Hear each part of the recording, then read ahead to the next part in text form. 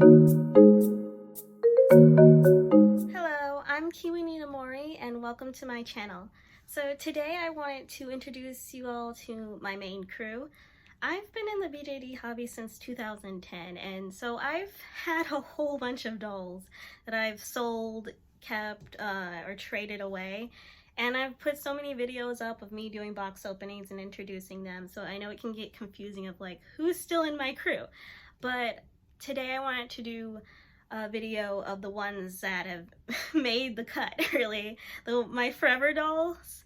And so these are the ones that have been with me for years or plan to be with me. There's some that are recent, so I'm going to show basically some highlight videos of who they are, what work went into them, and credit some of the artists and people that were involved in the process, because these dolls are kind of like my babies, and the characters that I've put together for them is so close to my heart. I'm just so grateful to have so many creative people involved in the process. So just know that I've made all of the clothing, so I'm not going to mention that for everything. Just know that all of the clothing that they're wearing is made by me. Everything else is a lot of work from other people, so I'm really grateful for that. To start off with, one of my oldest members of the crew is Angeline, which is this girl. And so she is a Dalmor Keely Soom, and she has a wig that's made by Danielle de Plastica. And so it was very hard to find natural, like, dreaded wigs during the time, because I've had it for a couple of years now, and like I searched high and low for, like, I want her to have natural hair. But I was lucky enough to find a wig that Danielle de Plastica made, and so I asked her to make a wig for me.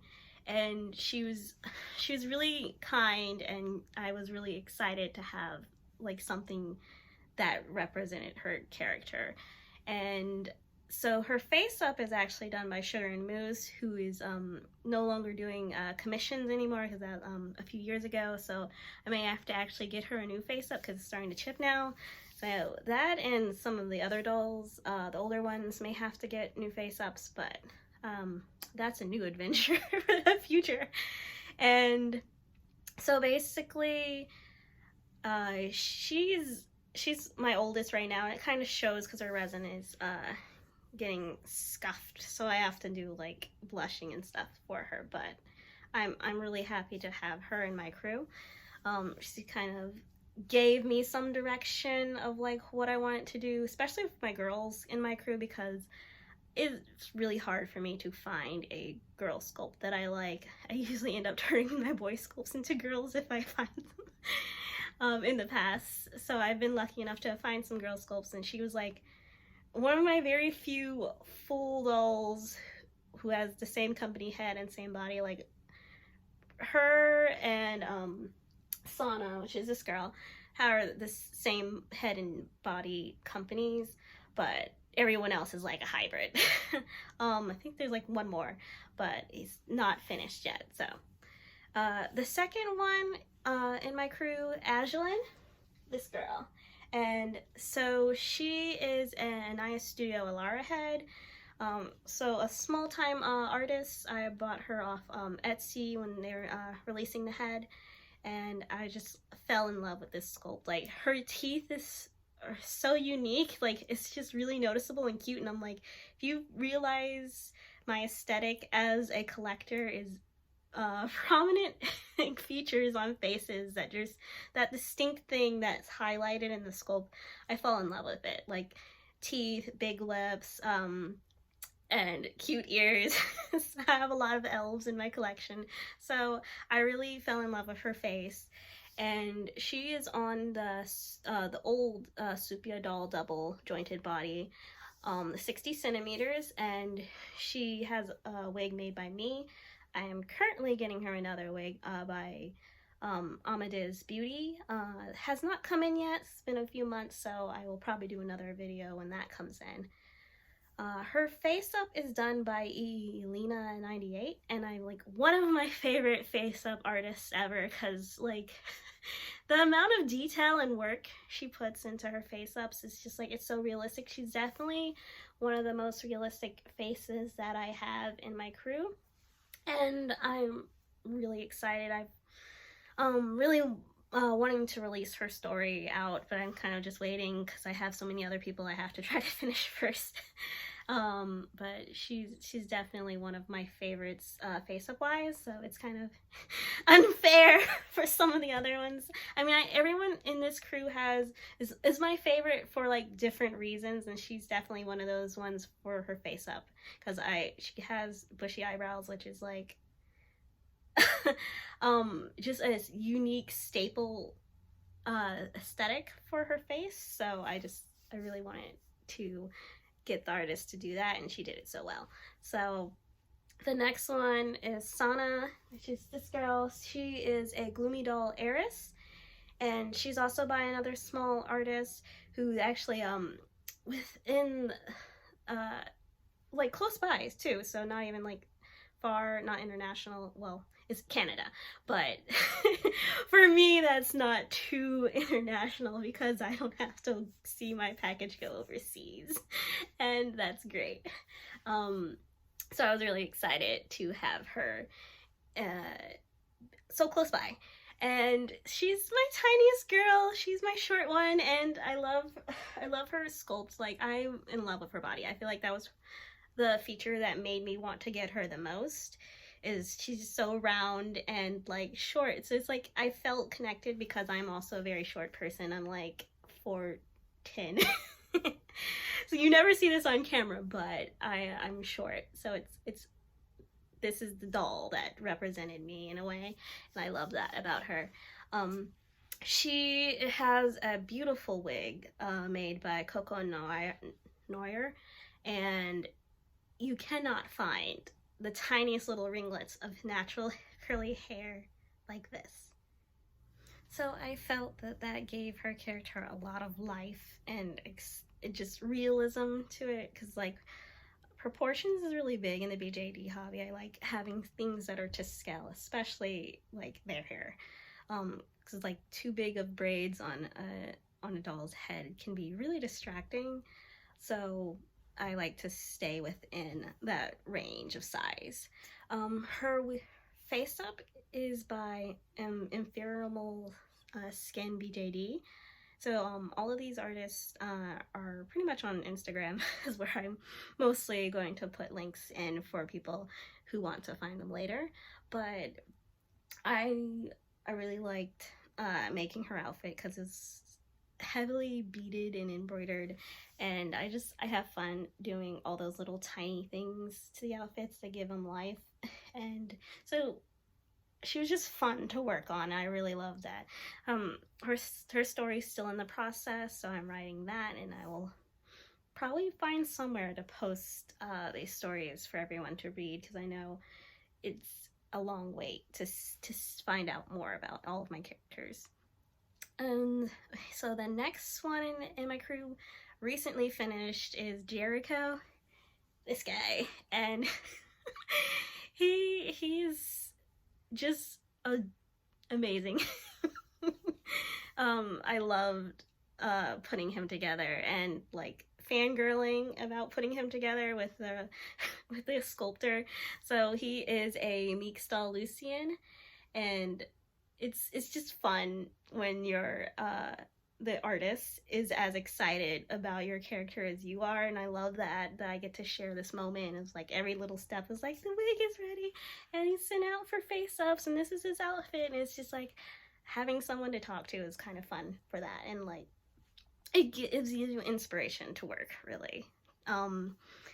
So he's on a Dolce Mystic pale tan body, and like good resin match. He's just, the posing on this body is just horrific, and I had to do some mods, and I'm still not perfect, so I'm just like, okay, I'm just gonna have to switch him out with larger string as well. So it's just a lot of work, but other than that, he's just like, he's gorgeous. Like his wig was made by Space Kids Riot, and I added the little gold caplets on his dreadlocks, and it's just that wine red color is beautiful against his skin. So I fell in love with it. I'm just like, I knew this was gonna work out perfectly, and it did. So I am excited about that. His face up is by Komorebi Dolls, who is just really impressive. Like, I asked her also to do the piercings for his ears, because who does not love some pierced ear elves? Because that's like pretty much all of my elves. I have one who's away on Faceup right now, but I want to get her ears pierced. So it's kind of a cultural thing for the elves in my stories to have their ears pierced. And so he has a lot. But his character is actually not an elf. He's a djinn. So yay, genie of the lamp type of vibe here. Which is why he looks so extravagant as well, because it's just like he can afford to do whatever he wants with magic. Like, he can dress as extravagantly as magic can imagine, basically. So I like doing all the work on him, and so he's just the shiniest one in my crew right now, and he's also like maybe one of the taller ones. His feet are ridiculously big, so I'm still having trouble finding him shoes, and I wasn't looking forward to making them. I got some leather, so I'm probably gonna try, but I want it to look a specific way, and I haven't mastered shoemaking yet, so that's just something else in my crafting hobbies to pursue. So next I have Setka, this boy, and I feel like so many people love him the most just because he's really unique. Like, he is a Hoblod's Jorhal head and on a long sole body, and it's a lot of mod work involved with him, so he was definitely a project double. So the neck was really long. I sanded that down, and I also dyed it. I dyed it for another body that was normal yellow and the body was normal pink, so I dyed that to match. And then he came in and I was just like, okay, I kind of want him on this body, so I switched out, and then I dyed the body again to be tanned, and I dyed the head tan as well because it was normal skin. And so I had them matching now, and he's just gorgeous. His wig is made by Wixana's Dollhouse. Was not expecting it to be as amazing as it was. This was like the first time getting like jewels and stuff in dreadlocks, so he kind of inspired Jericho having the caps in. But so this artist, wig maker, made this wig like extremely fast too, and I was like, why are all the international people so amazing? So it makes, I wish I lived overseas, because I would have so many things, like so many new wigs. Everyone would switch out like every day of the week if I could have that way. And it's just been fun seeing him. His face up is done by Mint Chateau. Is amazing person, like one of a good friend in the hobby. I just love talking to them and like sharing my character's stories. And we both cosplay, so that's always nice to talk about, because I'm just like, we have more than one hobby in common. So Setka has been really fun to pull me together with other people, so I really loved him, and he has this very natural vibe look going on with the beads and fur. But this is actually not his original style. He was in his story, he's been banished, so he kind of ended up in another area. So his other style is he's actually in the same story as Sana, so he has more of this aesthetic originally from his hometown, but after he was banished, he got put in this aesthetic. So I think it kind of fits him more, just the culture that he did end up adopting. And so that's like his new home now. And so the next one is like old time favorite, Newt. So my elf boy number one, who pulled me down the rabbit hole of fantasy aesthetic, and probably one of my oldest dolls. Like, I think him and Aeolian are tied. They came around in the same year, I think, but she was finished before him. And like Newt has been like my mascot since the beginning. When I finally found him a body, he's gone through like a whole bunch of bodies, like 4 or 5, I think, and I've just enjoyed the journey, even though it's just like I've been desperate to have him perfect, and I finally have him the way I want him. He's on a great body now. It's proportional. His other bodies weren't proportional, like they're too big or too small, and now I have one that's perfect. So I mean, Newt has just been a wonderful experiment and journey to work with. So he has a face up by his previous owner. And his wig is made by Sugar and Moose, and it's just really hard to find boy cut wigs, so I was really excited to have him have boy cut wigs that were short and like fit the ear perfectly, because he has such cute ears, and I really love having that shown in his character. Because he also does have pierced ears for his elf ears. And he is actually modded, because I know a lot of people have compared him to other Loondoll scythes, and they kind of seem like grumpy looking or serious, and like Newt is the happiest little child you've ever seen, and you're just like, he's super cute and filled with love. And it's because his eyes have been modded slightly more open by the previous owner. And like his face up has like a little hint of a smile put into it, so it's kind of like his joy is not natural for his sculpt, but I love that that's what makes him unique and makes him my elf. So I've always been in love with Newt, and I feel like he's always going to be there. Definitely, if anything were to happen, I would grab Newt first. And he has his brother too, which is the Loondoll Dur. So he's the Loondoll Scythe, and he's actually on a Spirit Doll Elegance body, one of the shorter ones, so he's 60 centimeters. And then his brother Castor is a Loondoll Dur on Doll's Town body, the 17-year-old, and he also has a same face-up artist as Newt, so I always felt that was that weird connection that they had, kind of solidified my plan for them to be brothers to begin with. And they're not actual brothers, they're just like they have a romance going on. They're the best friends that are just like, they could be brothers, and they kind of just tell people they're brothers even though they're not blood brothers. And so that's just who they are.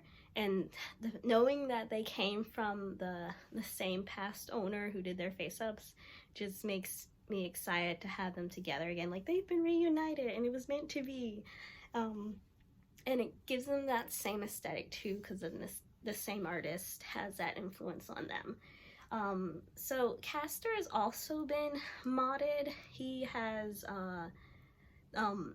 like the eye closing scar mod on his, so that's not natural for his sculpt, but it really pulls his character together. He's just a serious warrior type guy, and I love that.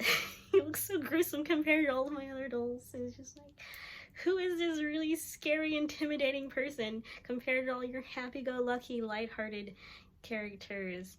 So he does get a lot of second looks in my group, and his wig is made by Lindalia M, who still makes wigs right now on Instagram, who's also doing like fundraising for Black Lives Matter, and I'm just really happy to have some work by her.